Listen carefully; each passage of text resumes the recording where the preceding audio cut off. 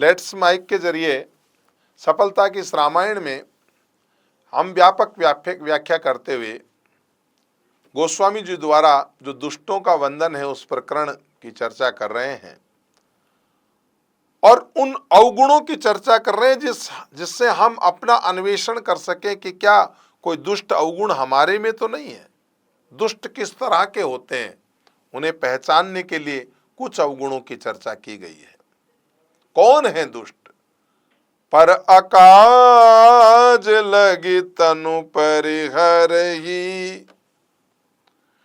पर अकाज मतलब दूसरों का काम बिगाड़ने के लिए तनु परिहरहि, अपना शरीर छोड़ देते हैं, खुद मर जाएंगे, मिट जाएंगे।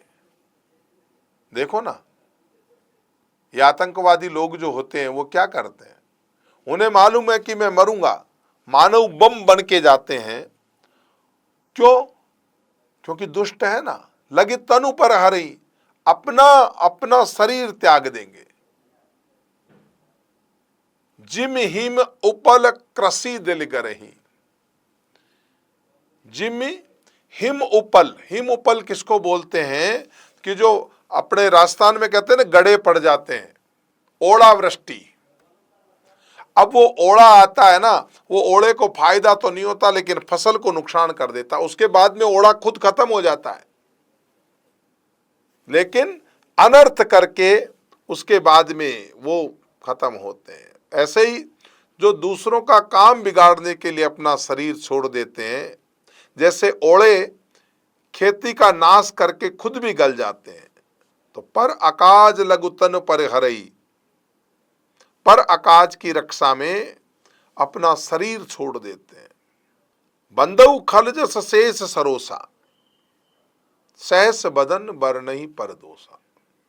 इन दुष्टों को वंदऊ खल जस शेष सरोसा, मैं इन खड़ों को शेषनाग जी के समान प्रणाम करता हूं।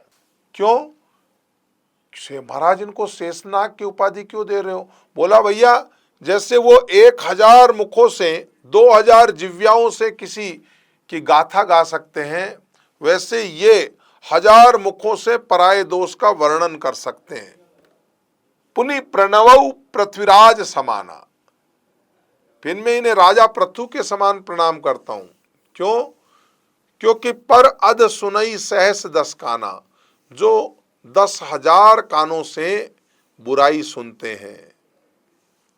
तो शेष जी के 1000 मुख और शेष जी के जिव्या कितनी हुई?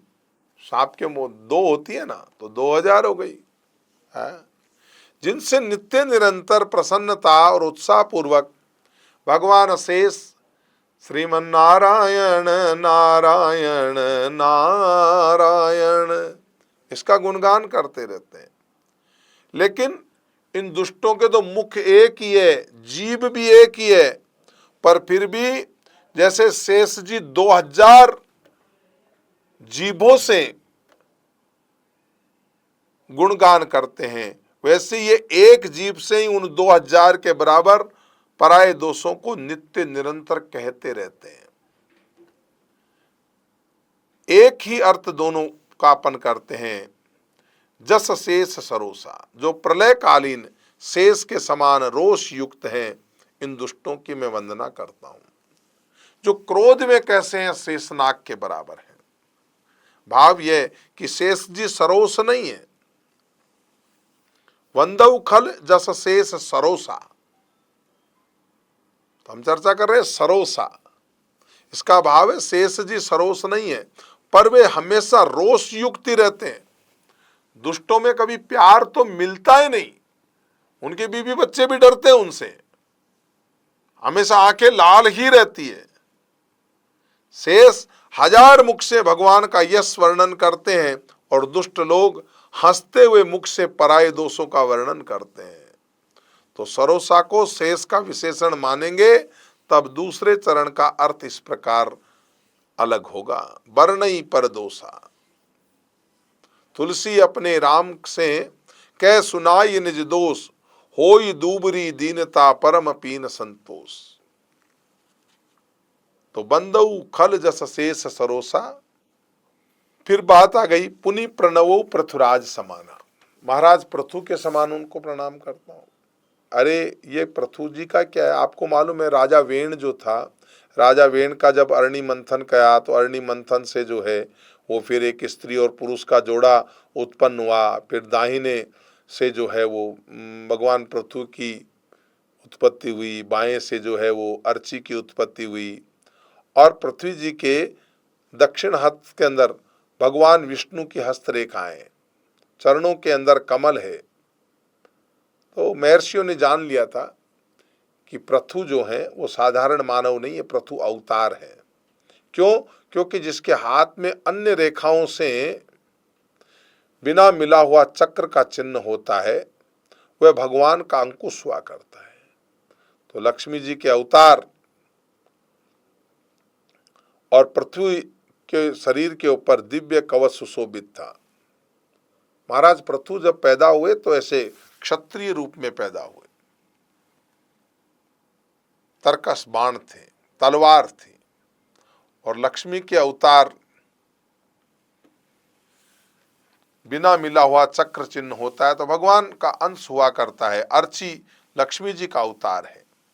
तो महाराज पृथ्वी के शरीर पे ये दिव्य कवच सुशोभित था, कमर में तलवार थी, कंधे पर अजगव नाम का धनुष बाण थे, वे वेद वेदांगों के ज्ञाता थे, धनुर्विद्या में पारंगत थे महाराज पृथु।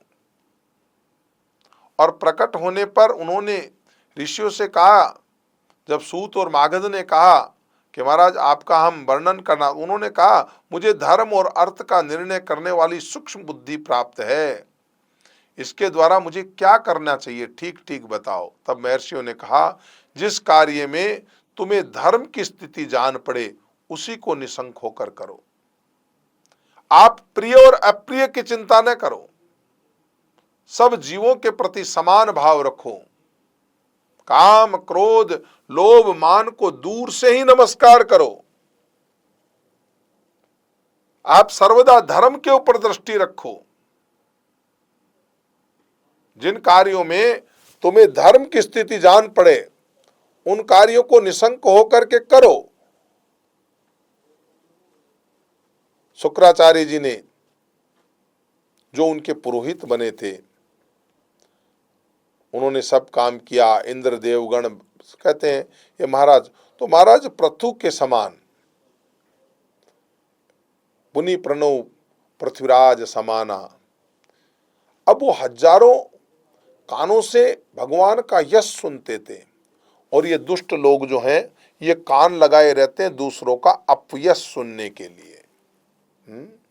श्री पृथुराज महाराज ने 2 कानों से भगवत 10,000 कानों के बराबर भगवान का यश सुनते थे। पहले दुष्ट लोग पराये पापों से पाप सुनते हैं, मानो इनके कानों में 10,000 कानों की शक्ति हो। बुराई सुनने में तो माहिर है, कोई चुगली करता हो तो इतनी दूर से भी बात सुन लेते हैं। यही दुष्टों की कुछ पहचान है।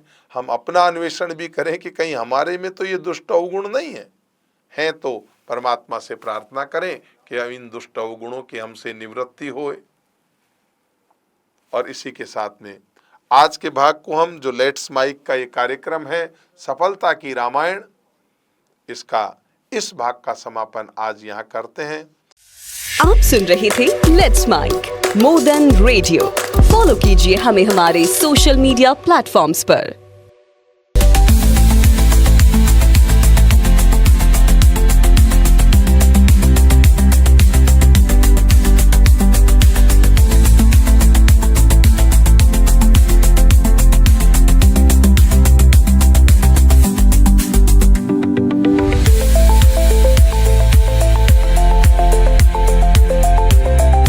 Download the app now from Play Store. Available both on Android and iOS mobile phones. Follow us on YouTube, Instagram, Twitter, LinkedIn, Facebook, Telegram, WhatsApp, Snapchat. Let's talk, let's connect, and let's mic.